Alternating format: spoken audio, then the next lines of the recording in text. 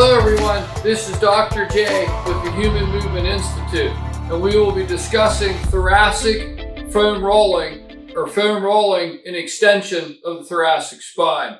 This is by far one of my most favorite movements to do on myself to help resolve neck pain, mid-back pain, stiffness, and tightness. In today's day and age of computers and phones and doing so much work in front of us, even work in front of us, will often get a stiff mid-thoracic spine. I diagnose this as mid to lower thoracic hypomobility.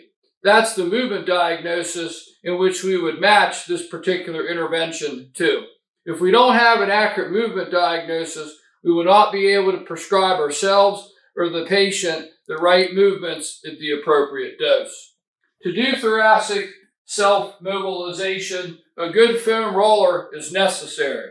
However, depending on your body type, shape, size, and if one roller is too hard versus too soft, it can totally matter whether this becomes reasonable and comfortable for you or too much. For myself, I use the highest dose foam roller, which is a foam roller that's very firm and that it has nubs or notches on it.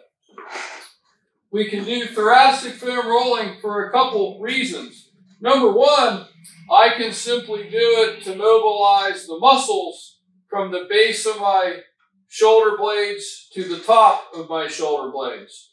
This can be done by opening the arms up to open up the chest wall and thereby stretch some of the pectoral or chest muscles.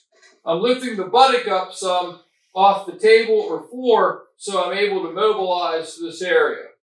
I can pull my elbows together to expose some of the muscles in between the shoulder blades, namely the rhomboids. Any of us that are doing row exercises or trying to maintain good posture can also get trigger points or tender spots in the mid-back muscles. So this foam rolling can be done for 2 to 5 minutes daily for prevention and or minimally at least 5 minutes a week. However, while we're down, we might as well maintain joint mobilization. So here I can do thoracic extension from the mid to lower thoracic spine to the mid to the upper thoracic spine.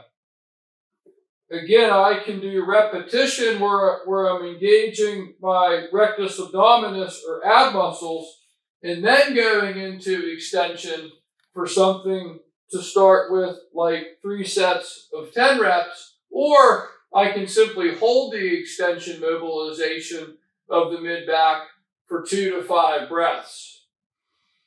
Personally, I have found that both are beneficial and we could use one or the other for different reasons.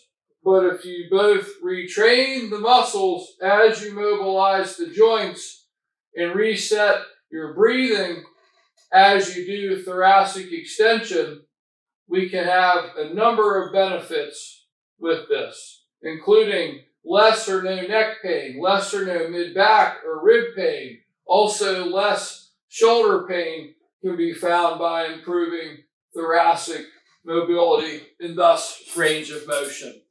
Another movement that everybody should be doing for as long as they possibly can to have a good, healthy spine. If you like this video, please hit the like button, the subscribe button. And please share this with your family and friends. I look forward to seeing you all soon. Take care. Goodbye.